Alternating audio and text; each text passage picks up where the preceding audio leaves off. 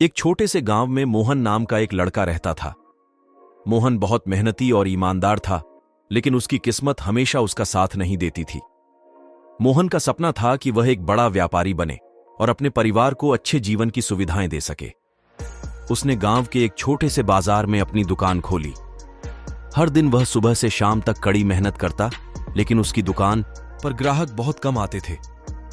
एक दिन मोहन ने सोचा कि शायद उसे शहर जाकर अपनी किस्मत आजमानी चाहिए। उसने अपनी दुकान बंद कर दी और शहर की ओर चल पड़ा। शहर में पहुंचकर उसने एक बड़ी दुकान में काम करना शुरू किया।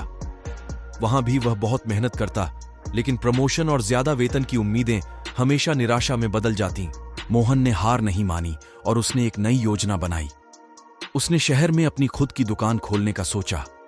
उसने अपनी सारी जमा पूंजी और उधार लेकर एक दुकान खोली। इस बार उसने अपने अनुभव और मेहनत को एक साथ लगाया। धीरे धीरे उसकी दुकान पर ग्राहकों की संख्या बढ़ने लगी और उसकी दुकान चल निकली। एक दिन एक बुजुर्ग व्यक्ति उसकी दुकान पर आया और मोहन की मेहनत और सफलता की तारीफ की। बुजुर्ग ने मोहन से कहा, बेटा, मेहनत का फल देर से ही सही, पर मिलता जरूर है। किस्मत केवल उनके साथ होती है जो अपनी मेहनत और ईमानदारी से कभी पीछे नहीं हटते। मोहन ने बुजुर्ग की बातों को अपने जीवन का मूल मंत्र बना लिया। उसने समझ लिया कि किस्मत का साथ पाने के लिए केवल इंतजार करना ही नहीं, बल्कि निरंतर मेहनत और समर्पण भी आवश्यक है। इस कहानी से हमें यह सीख मिलती है कि किस्मत का साथ पाना पूरी तरह से हमारे हाथ में नहीं है, लेकिन मेहनत, ईमानदारी और समर्पण से हम अपनी किस्मत खुद बना सकते हैं।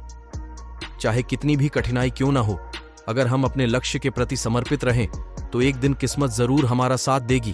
यह कहानी गौतम बुद्ध के समय की है, जो एक दिन अपने शिष्यों के साथ एक गांव में पहुंचे। गांव के लोग बुद्ध की शिक्षाओं से बहुत प्रभावित थे और उन्होंने बुद्ध को अपने गांव में ठहरने का अनुरोध किया। बुद्ध ने उनका निमंत्रण स्वीकार कर लिया। गांव में एक बहुत ही धनी और घमंडी व्यक्ति रहता था, जिसका नाम था सुंदर। सुंदर को बुद्ध के आगमन की खबर मिली और वह उनसे मिलने की जिज्ञासा में उनके पास गया। उसने सोचा कि वह बुद्ध से कुछ ऐसा प्रश्न करेगा जिसका उत्तर बुद्ध भी नहीं दे पाएंगे, और इस प्रकार वह गांव में अपनी प्रतिष्ठा बढ़ा सकेगा। सुंदर ने बुद्ध से पूछा, किस्मत हमारे साथ कब देती है? बुद्ध ने शांत स्वर में उत्तर दिया, सुंदर, किस्मत एक बांसुरी के समान है।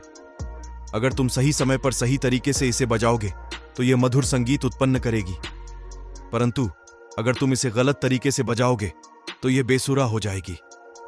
इसी प्रकार किस्मत भी तभी साथ देती है जब हम सही समय पर सही कर्म करते हैं। बुद्ध के इस उत्तर ने सुंदर को गहरे विचार में डाल दिया। उसने सोचा कि उसने कितने ही मौकों पर गलत निर्णय लेकर अपनी किस्मत को कोसा है। उसे समझ में आ गया कि किस्मत केवल तभी साथ देती है जब हम अपने कर्मों में ईमानदार और मेहनती होते हैं। इस घटना के बाद सुंदर ने अपनी सोच बदल ली और बुद्ध के उपदेशों का पालन करने लगा। उसने समझ लिया कि किस्मत अपने हाथों में होती है और हमें अपने कर्मों के माध्यम से इसे बनाना होता है। इस प्रकार गौतम बुद्ध ने सिखाया कि किस्मत हमारे कर्मों का परिणाम होती है और सही कर्मों से ही हम अपनी किस्मत को सुधार सकते हैं।